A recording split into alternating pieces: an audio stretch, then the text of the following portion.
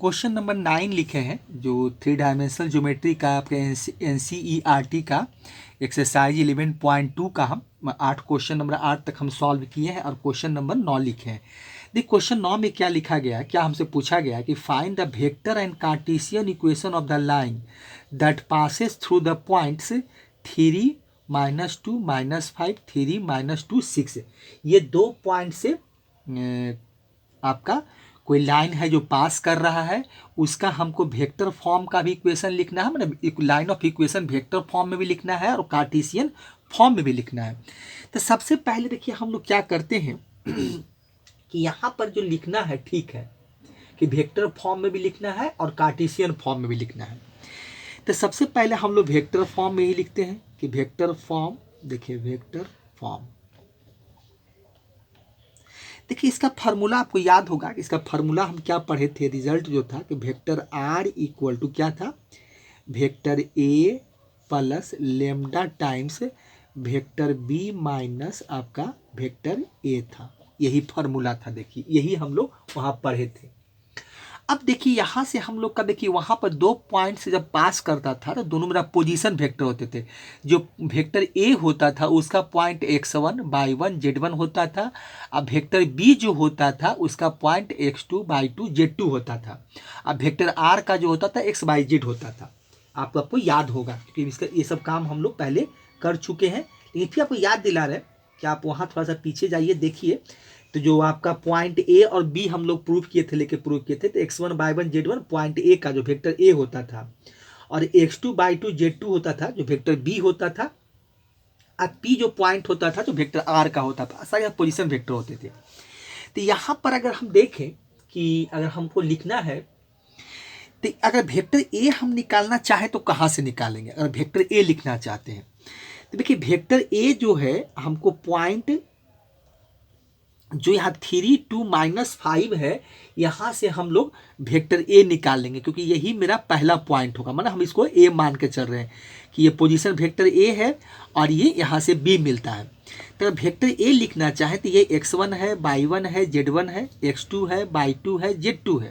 तो यहाँ से लिखेंगे तो क्या मिलेगा हमको, तो वेक्टर ए मिलेगा 3i कैप माइनस आपका 2j कैप और -5 आपका के कैप हो जाएगा वेक्टर ए। अगर वेक्टर बी लिखना चाहें तो दूसरा पॉइंट से लिख लेंगे क्योंकि बी मेरा यही देगा। तो ये हो जाएगा आपका 3i कैप और माइनस हो जाएगा 2j कैप और प्लस हो जाएगा 6 आपका के कैप। ये आपका वेक्टर बी मिलेगा। यहाँ से देखिए बी वेक्टर मिला।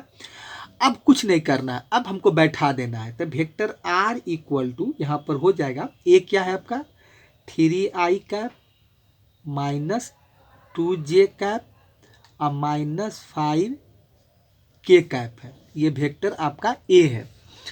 अब प्लस यहाँ पर लेमडा टाइम्स जो है क्या है वेक्टर बी। तो वेक्टर बी भी हम लिखे हुए हैं, ये 3i कैप माइनस हो जाएगा आपका 2j कैप और ये हो जाएगा प्लस 6 के कैप, ब्रैकेट लगाते हैं। अब माइनस हो जाएगा वेक्टर ए।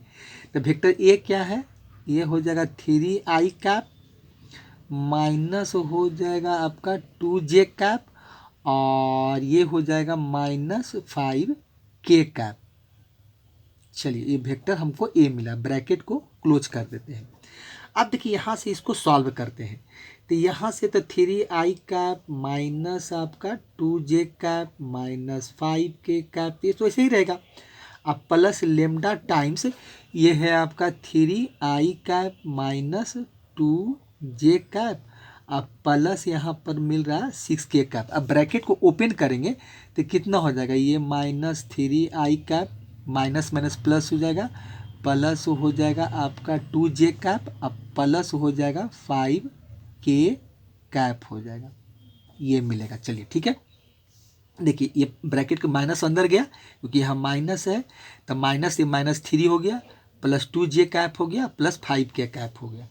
फिर यहाँ से क्या हो जाएगा 3i कैप माइनस आपका 2j कैप -5 के कैप, अब प्लस लेमडा टाइम्स, अब देखिए क्या है, अब यहाँ से थ्री प्लस थ्री के, देखिए यहाँ क्या है, देखिए यहाँ से आपका क्या है कि प्लस थ्री आई कैप और माइनस थ्री आई कैप ये कैंसिल, मतलब ये जीरो हो जाएगा आपका। यहाँ से जो मिलेगा तो लिख सकते हैं हम यहाँ पर, ये कट कर जीरो हो गया मतलब। तो यहाँ से देखिए क्या मिला आपका, जीरो आई कैप मिला, ठीक है। अब यहाँ भी देख रहे हैं कि ये भी जीरो है, माइनस टू जे कैप अब प्लस टू जे कैप, ये भी आपका, तो यहाँ से प्लस आपका हो जाएगा जीरो जे कैप हो जाएगा, ठीक है। चलिए अब यहाँ क्या हो गया, प्लस सिक्स के कैप अब प्लस फाइव के कैप, तो प्लस 11 आपका के कैप मिला। तो अगर यहाँ से देखा जाए तो वेक्टर फॉर्म में हमको क्या मिला, थ्री आई कैप माइनस टू जे कैप माइनस फाइव के कैप, अब प्लस हो जाएगा, ये तो जीरो है तो यहाँ पर बस खाली लिखेंगे लेमडा टाइम्स, यहाँ पर इस तरह से लिख देते हैं 11, यहाँ लिख देते हैं 11 लेमडा हो जाएगा और के कैप हो जाएगा। देखिए इस तरह से 11 लेमडा के कैप। तो यही देखिए वेक्टर फॉर्म में हम इसका वेक्टर फॉर्म का जो इक्वेशन था वो हम लिख दिए। इसी तरह से पासिंग थ्रू द 2 पॉइंट रहेगा तो हम इसी तरह से लिखेंगे। तो ये आपका हो गया क्वेश्चन नंबर 9 का जो वेक्टर फॉर्म का इक्वेशन था, जो यही था आपका थ्री आई कैप माइनस टू जे कैप माइनस फाइव के कैप, आपका हो गया लेमडा टाइम्स मतलब लेमडा 11 के कैप, ऐसे ही लिख सकते हैं। तो लेमडा को बाहर रखते और के कैप भी लिख सकते थे तो भी कोई दिक्कत नहीं था। तो इस तरह से भी लिख सकते हैं या जैसे मिला था वैसे लिखते हैं कि लेमडा 11 के कैप, तो ऐसे भी लिख सकते हैं ऐसे भी लिख सकते हैं, कोई दिक्कत नहीं है। तो यही इसका वेक्टर फॉर्म का आंसर हो गया। अब इसके बाद बोला है कि हमको क्या लिखना है, कार्टेशियन फॉर्म में भी लिखना है। तो कार्टेशियन फॉर्म में लिखते हैं। अब देखिए अब इसके बाद कार्टेशियन फॉर्म में लिखिए, कार्टेशियन फॉर्म। अब कार्टेशियन फॉर्म का जो फॉर्मूला है तो भी आपको देखिए याद होगा, वो क्या होता है x माइनस एक्स वन, ये होता है x2 माइनस एक्स वन, यहाँ होता है बाई माइनस बाई वन, ये होता है y to minus by one, फिर होता है जेड माइनस जेड वन और नीचे होता है z two minus z one. तो यही होगा। चलिए ठीक है। अब मेरे पास क्या है, देखिए सब कुछ है मेरे पास, एक्स वन है बाई वन है जेड वन है एक्स टू है बाई टू है जेड टू है। चाहे तो आप इस चीज़ को लिख ले सकते हैं कि देखिए यहाँ से हम चाहें तो इसको लिख सकते हैं कि देखिए भाई x one equal to two है मेरा थ्री है, by one equal to two है माइनस टू है और जेड वन इक्वल टू मेरा माइनस फाइव है। फिर यहाँ से क्या है x two equal to, two x two equal to two है आपका, x two equal to two है, बाई टू इक्वल टू आपका क्या है माइनस टू है और जेड टू इक्वल टू आपका ये दिया हुआ सिक्स है। ठीक है। अब इसका हमको इक्वेशन लिखना है। देखिए यहाँ लिखते हैं। तो अब देखिए फार्मूला लिखे हुए थे, क्या होगा एक्स माइनस एक्स वन कितना है थ्री है तो थ्री बैठा देते हैं। फिर है x two minus x one, तो एक्स टू कितना है देखिए, तो ये दोनों थ्री है तो थ्री माइनस थ्री कर दीजिए। फिर है बाई माइनस बाई वन, देखिए बाई माइनस बाई वन, तो यहाँ पर माइनस हो जाएगा और माइनस टू हो जाएगा। नीचे आइए। अब देखिए by two minus by one है तो बाई टू कितना है आपका माइनस टू है और फिर माइनस और बाई वन भी जो है माइनस ही टू है।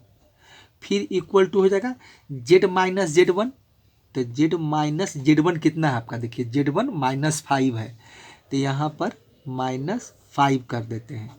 और फिर क्या है z two minus z one है तो जेड टू कितना है आपका सिक्स है और माइनस माइनस फाइव है। तो यहाँ से देखिए क्या मिलेगा, तो यहाँ से देखिए एक्स माइनस थ्री और थ्री में से थ्री जाएगा तो जीरो, यहाँ माइनस मल्टीप्लाई माइनस प्लस हो जाएगा तो ये हो जाएगा बाई प्लस टू।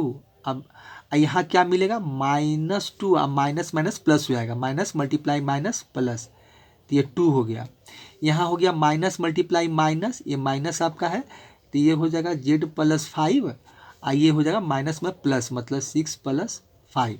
तो यहाँ से देखिए हमको मिल रहा है कि x minus three by zero, यहाँ से बाई प्लस टू हो जाएगा और माइनस टू प्लस टू ये भी जीरो हो जाएगा।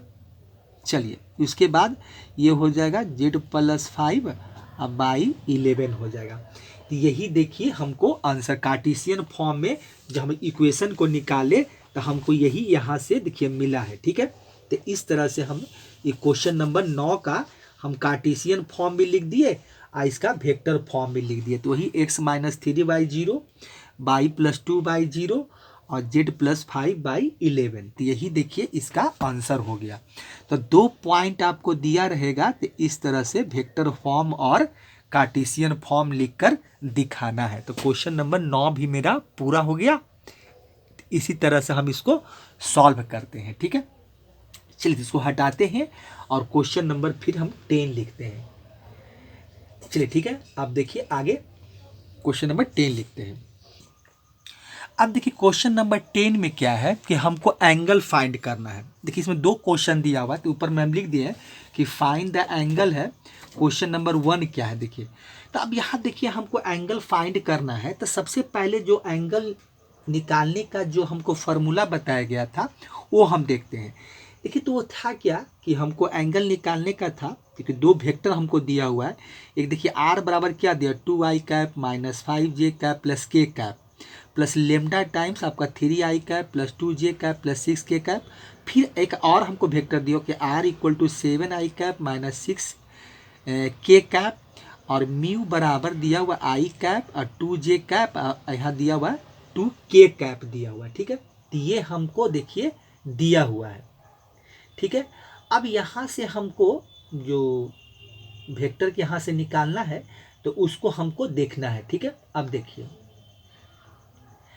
देखिए यहाँ से हम लोग क्या करेंगे कि देखिए अब हम लोग फार्मूला जो देखते हैं कि हम लोग को फार्मूला क्या बताया गया था, वहाँ से याद आपको देखिएगा cos थीटा इक्वल टू क्या था आपका a1 a2 प्लस b1 ये b2 अब प्लस था आपका c1 c2 डिवाइडेड बाई था देखिए रूट अंडर क्या था, रूट अंडर क्या था आपका a1 का स्क्वायर प्लस b1 का स्क्वायर प्लस c1 का स्क्वायर ये था।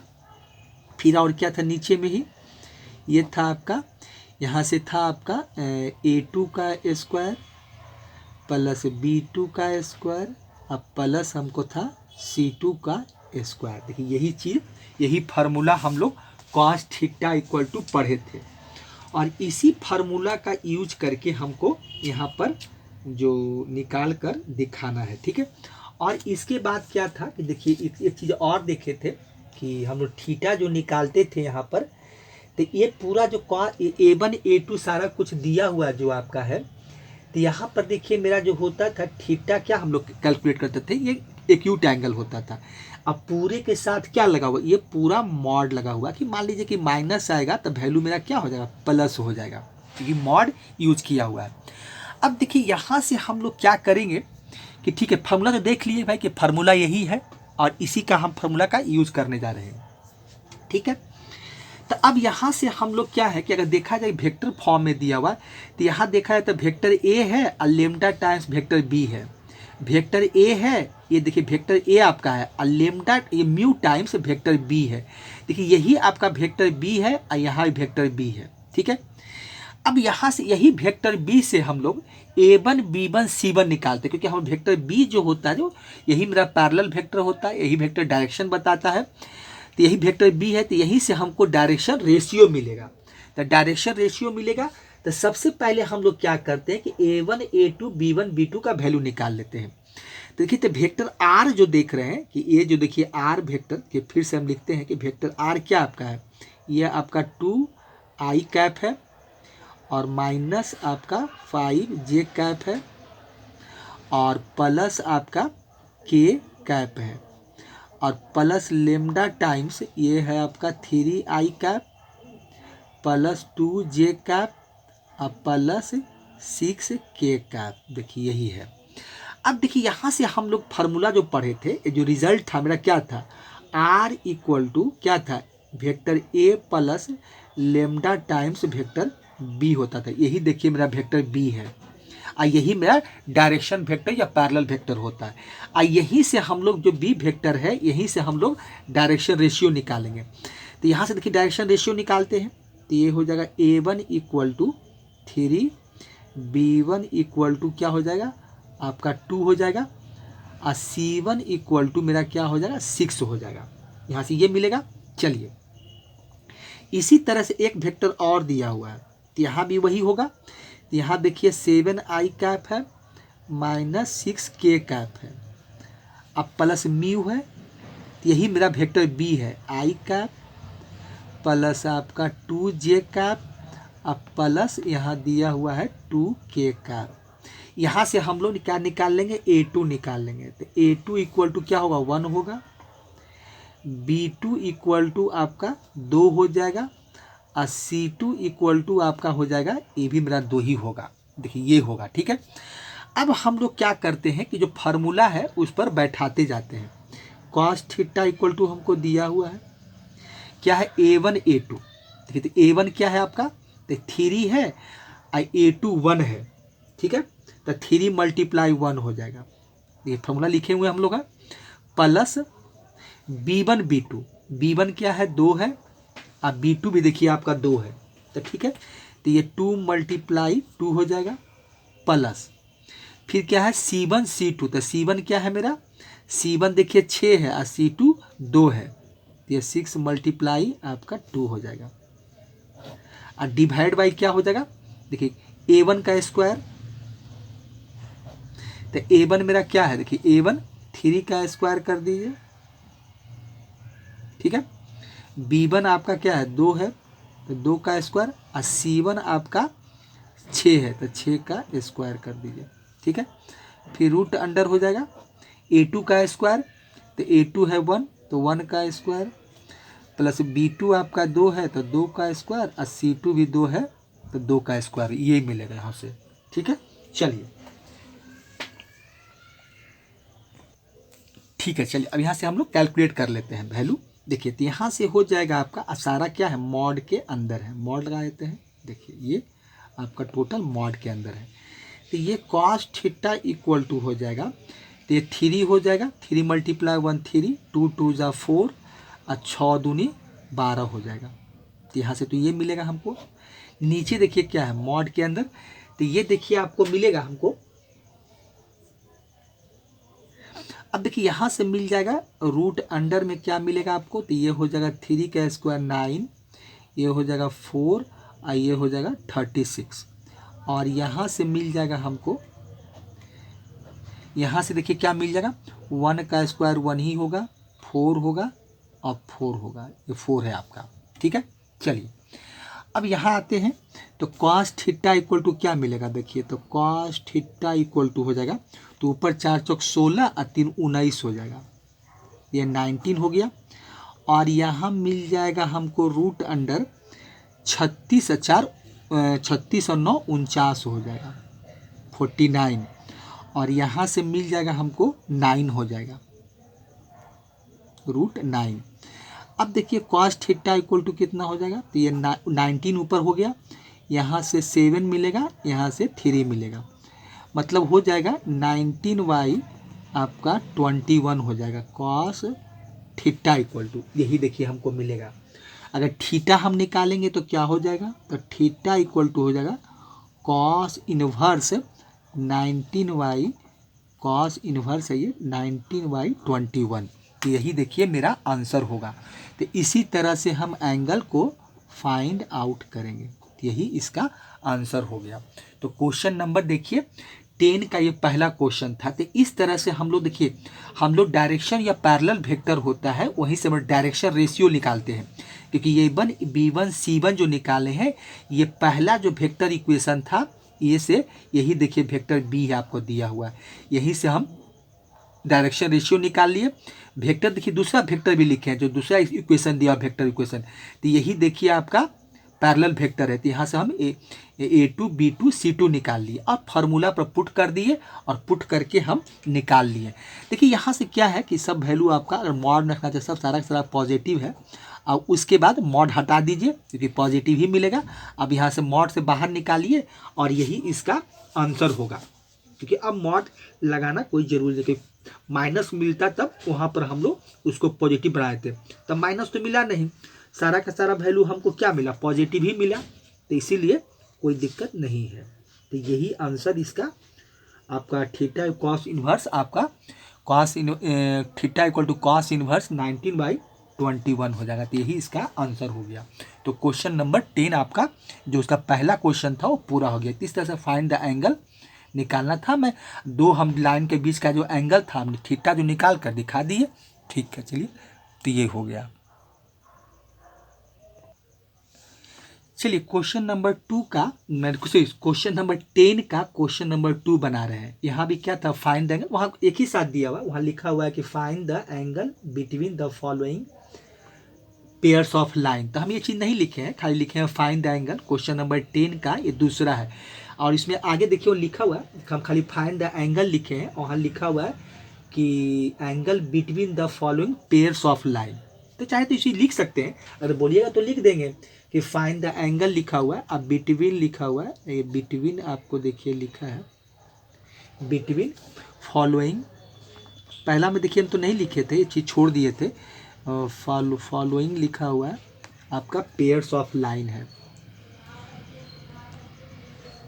पेयर्स ऑफ लाइन्स है, ये चीज़ लिखा हुआ है। ठीक है, पेयर्स ऑफ लाइन्स है।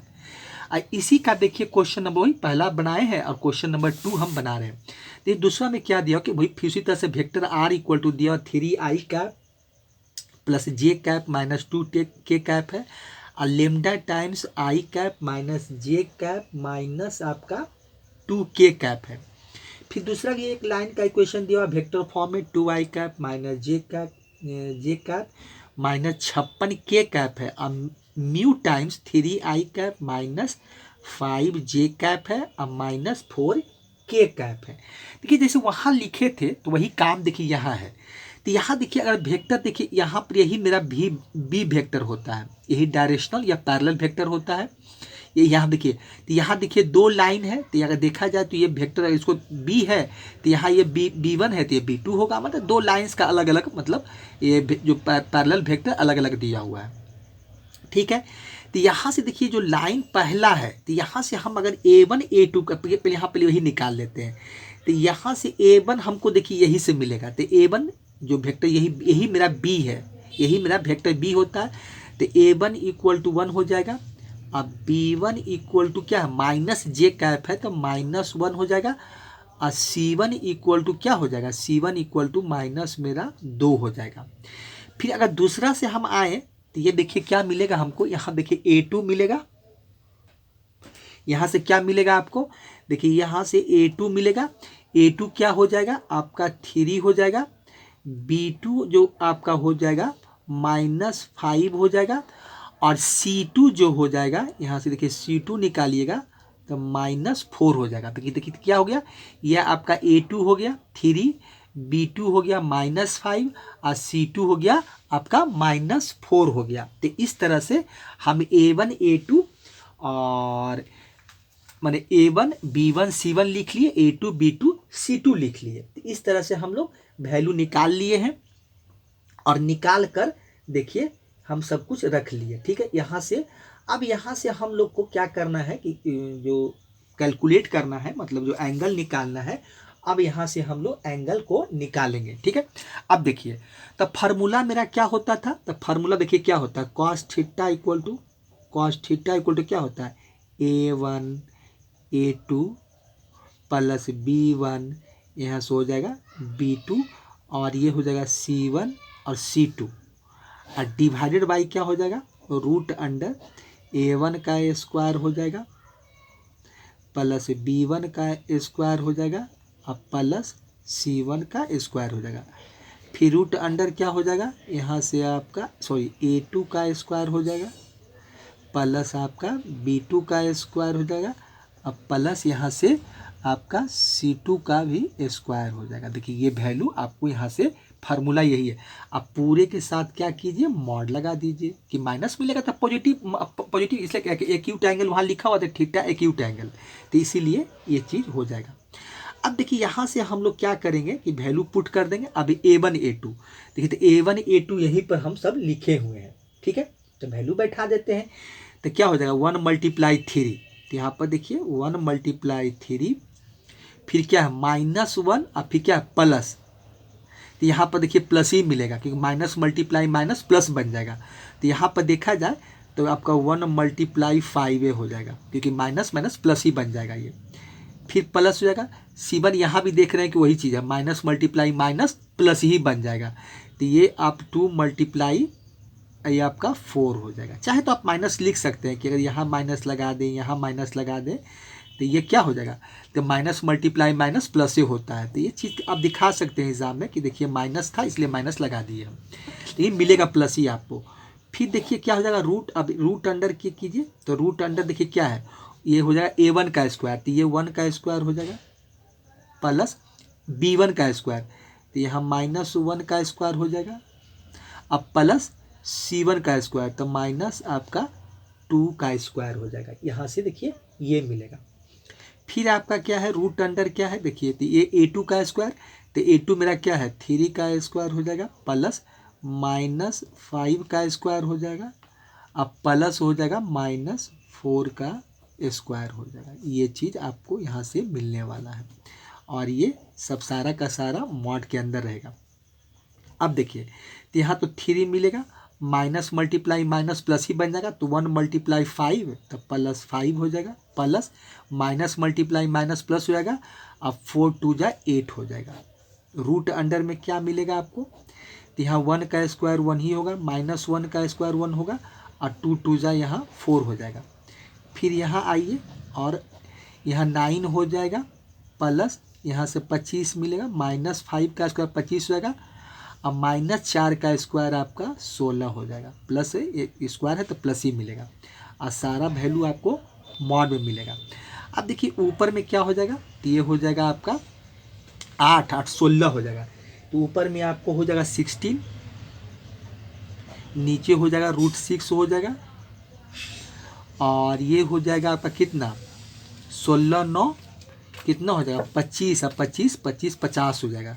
ये रूट अंडर 50 हो जाएगा। अब देखिए यहाँ से एक काम कर सकते हैं क्या, देखिए सारा का सारा मॉड में है तो प्लस है तो प्लस ही अब मिलेगा, तो ये आप मॉड से बाहर निकाल दीजिए, यहाँ भी लिख सकते हैं। यहाँ पर देखिए कितना हो जाएगा, तो √6 है और दोनों का क्या है, दोनों स्क्वायर रूट है, तो दोनों को आप मल्टीप्लाई कर दीजिए, ये हो जाएगा। देखिए कितना बराबर हम निकाल रहे हैं, cos थीटा बराबर, ठीक है। चलिए तो cos थीटा इक्वल टू एक स्टेप पे एक चीज़ और यहाँ लिख सकते हैं कि cos थीटा इक्वल टू हो जाएगा ये 16y, ये हो जाएगा आपका 300, रूट अंडर कितना हो जाएगा 300। अब देखिए यहाँ निकालते हैं, तो यहाँ पर क्या हो जाएगा cos थीटा इक्वल टू, तो ये 16y कितना हो जाएगा। अब 300 को क्या लिख सकते हैं, तो ये ऐसा कर देते हैं कि 100 × 3 कर देते हैं। देखिए तो ये 16 हो जाएगा और 100 का कितना हो जाएगा 10 और √3 आपका रह जाएगा, ये हो जाएगा। काट दीजिए इसको, तो ये हो जाएगा 2 से काटिए, तो ये हो जाएगा 8 दूनी 16 और ये 5 × 2 = 10 हो जाएगा। मतलब हमको मिलेगा 8y, ये हो जाएगा 5 √3 हो जाएगा, कितना बराबर cos थीटा बराबर। देखिए यही वैल्यू हमको यहाँ से मिलेगा, ठीक है।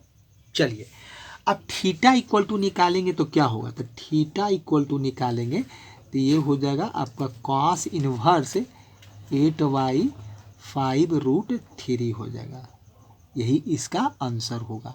तो थीटा इक्वल टू कैलकुलेट किए तो इसी तरह से हम एंगल को फाइंड करते हैं। तो यही इसका आपका क्वेश्चन नंबर 10 का दूसरा जो था, दूसरा का आपका यही आंसर होगा, ठीक है। तो इस तरह से हम क्वेश्चन नंबर 10 तक देख लिए, 10 का आपका क्वेश्चन नंबर 2 तक हम देख लिए हैं। फिर इसके बाद हम लोग देखिए तो क्वेश्चन नंबर 10 का दूसरा का आंसर यही है, theta equal to cos inverse है ये 8y 5 √3, तो यही आंसर हो गया।